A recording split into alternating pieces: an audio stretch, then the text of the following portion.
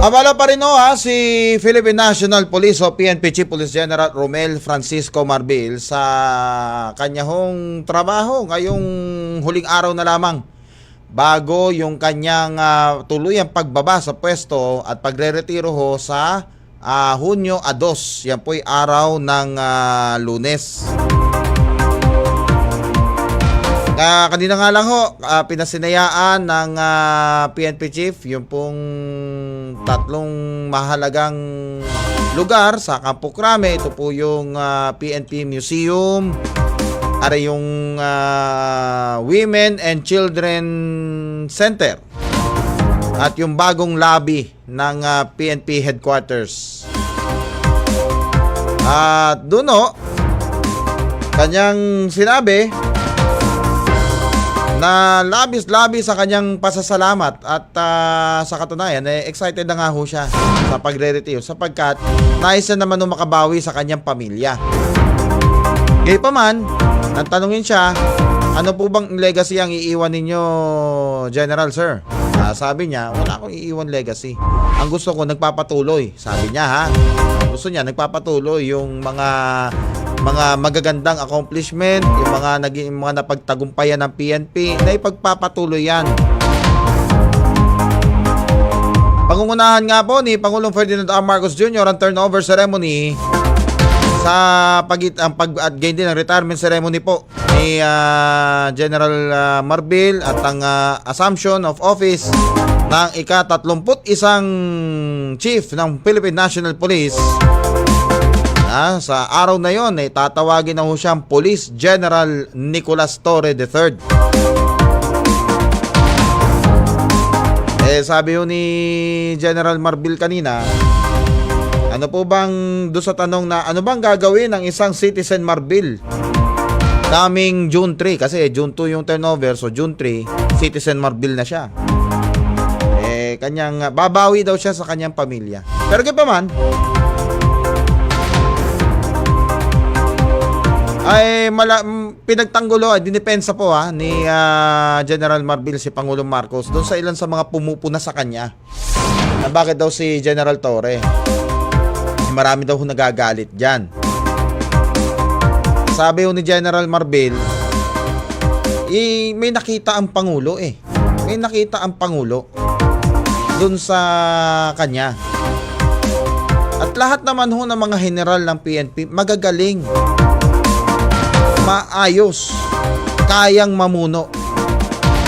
It's just so na ang presidente, ang Pangulo talaga ang appointing authority. Hindi nila pwedeng tawagin commander-in-chief, hindi naman sila militar civilian in nature sila So ang kanilang tawag sa Pangulo ay ang chief executive, ang Pangulo ng bansa.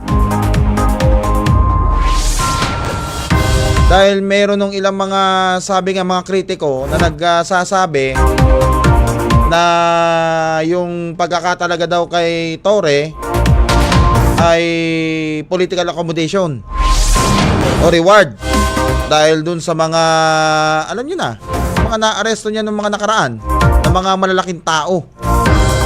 Pero sabi ni General Marbil, hindi totoo yan.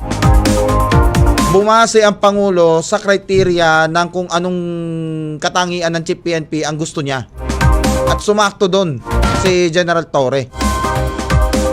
Kaya naman sabi nga, nanawagan si General Marbil sa lahat ng mga pulis, suportahan si General Torre sa pag-upo nito sa darating na Lunes. Ngayon pa man, sabi nga salamat kay General Marbil dahil sa mahigit 1 taon at 2 buwan na pamumuno nito. Maraming reforma ang nagawa sa hanay ng Philippine National Police. At binago niya ang landscape. Tinanggal niya na ang PNP sa pagiging military in nature Dahil nagsimula yan sa Philippine Constabulary noong panahon ni dating ng yumaong dating Pangulo at dating hepe ng Philippine Constabulary, Fidel V. Ramos. Tapos pagdating na nito, unti-unti nawawala na yung military tradition diyan sa PNP dahil ang PNP batay sa PNP law, civilian in nature. Okay? may konting military training pero civilian in nature. Dapat yun ho ang mag-instill ngayon sa hanay po ng Philippine National Police. Hindi na nga taga PMA ang umupo taga PNPA na nga kauna-unahang lakan na uupo bilang PHP ng pambansang pulisya. Kaya sabi nga hindi lang dapat matapatan, dapat mahigitan pa yung mga naging